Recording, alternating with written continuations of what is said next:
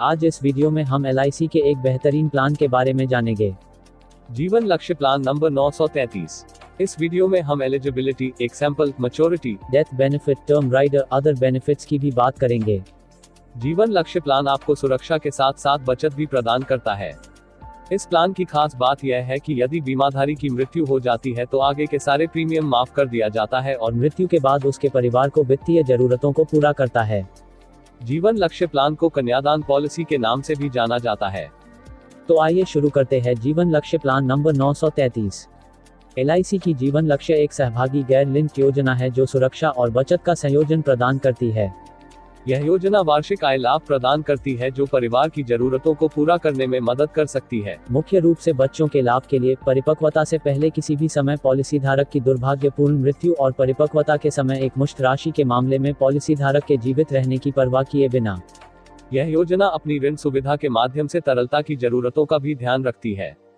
सबसे पहले बात करते हैं जीवन लक्ष्य प्लान को लेने के लिए क्या क्या एलिजिबिलिटी होनी चाहिए। तो जीवन लक्ष्य प्लान को लेने के लिए मिनिमम एज 18 साल होनी चाहिए और मैक्सिमम एज की बात करें तो यहाँ पर मैक्सिमम एज 50 तक की दी हुई है। पॉलिसी टर्म की बात करें तो जीवन लक्ष्य प्लान में मिनिमम पॉलिसी टर्म 13 साल का है और मैक्सिमम पॉलिसी टर्म 25 साल तक आप ले सकते हैं। Premium paying term, policy term -3 years is equal to premium paying term. अब हम बात करते हैं सम अश्योर्ड की। जीवन लक्ष्य प्लान में मिनिमम सम अश्योर्ड 1 लाख का है और मैक्सिमम सम अश्योर्ड की बात करें तो यहाँ पर मैक्सिमम सम अश्योर्ड की कोई लिमिट नहीं है। ये आपकी इनकम पे डिपेंड करता है कि आप मैक्सिमम सम अश्योर्ड कितने का लेना चाहते हैं।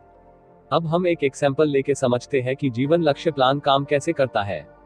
साथ में ये भी देखते हैं कि कोई व्यक्ति जीवन लक्ष्य प्लान को ले रहा है तो उसका प्रीमियम कितना होगा, मैच्योरिटी अमाउंट कितना होगा और हमें टोटल कितना प्रीमियम पे करना होगा। तो आइए देखते हैं। मान लेते हैं 30 साल का व्यक्ति जीवन लक्ष्य प्लान को ले रहा है और सम अश्योर्ड 10 लाख का है और पॉलिसी टर्म 25 साल है। तो यहाँ पर आपका premium paying term 25 - 3 equal to 22 होगा। यहाँ पर आपको प्रीमियम 22 साल तक ही भरना होगा और बाकी के बचे सालों में कोई भी प्रीमियम नहीं भरना है। तो यहाँ पर पहले साल का ईयरली प्रीमियम 43,638 होगा और दूसरे साल से उसका ईयरली प्रीमियम 42,699 हो जाएगा। जब व्यक्ति की उम्र 55 साल की हो जाएगी तो उसकी पॉलिसी भी मैच्योर हो जाएगी। मैच्योरिटी पे उसे sum assured plus bonus plus final addition bonus मिल जाएगा। तो यहाँ पर उस व्यक्ति को मैच्योरिटी पे टोटल 26 लाख मिल जाएगा। और बात करें कि LIC को कितना प्रीमियम पे किया है तो 9,40,317। ये हमने तब बात की है जब पॉलिसी होल्डर पॉलिसी टर्म के दौरान सर्वाइव करता है। अब हम बात करते हैं डेथ बेनिफिट की। यदि पॉलिसी होल्डर की पॉलिसी टर्म के दौरान डेथ हो जाती है तो उसके नॉमिनी को क्या क्या बेनिफिट्स मिलेगा।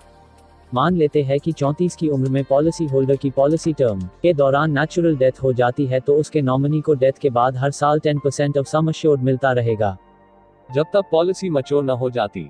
और डेथ के बाद में आगे का पॉलिसी का प्रीमियम भी माफ कर दिया जाएगा। तो यहाँ पर नॉमिनी को 34 साल से लगाकर 54 साल तक 10% ऑफ सम अश्योर्ड मिलता रहेगा। तो यहाँ पर नॉमिनी को टोटल 21 लाख मिल जाएगा और जब पॉलिसी के 25 साल पूरे हो जाएंगे तो पॉलिसी भी मैच्योर हो जाएगी। मैच्योरिटी पे नॉमिनी को 110% of sum assured plus bonus plus final addition bonus मिल जाएगा। तो यहाँ पर मैच्योरिटी पे नॉमिनी को टोटल 27 लाख मिल जाएगा और नेचुरल डेथ केस में नॉमिनी को टोटल 48 लाख डेथ बेनिफिट मिल जाएगा और एक्सीडेंटल डेथ केस में पॉलिसी होल्डर के नॉमिनी को 10 लाख मिल जाएगा। साथ में नॉमिनी को 10% ऑफ सम अश्योर्ड 34 साल से लगाकर 54 साल तक हर साल मिलता रहेगा और मैच्योरिटी पे 110% of sum assured plus bonus plus final addition bonus मिल जाएगा। तो यहाँ पर एक्सीडेंटल डेथ केस में नॉमिनी को टोटल 58 लाख का डेथ बेनिफिट मिल जाएगा। अब हम बात करते हैं टर्म राइडर की। तो आप इस प्लान में एक्स्ट्रा प्रीमियम देके टर्म राइडर का बेनिफिट ले सकते हैं। तो यहाँ पर आप accidental and disability term rider, accidental term rider, new assurance rider, new critical illness rider ले सकते हैं।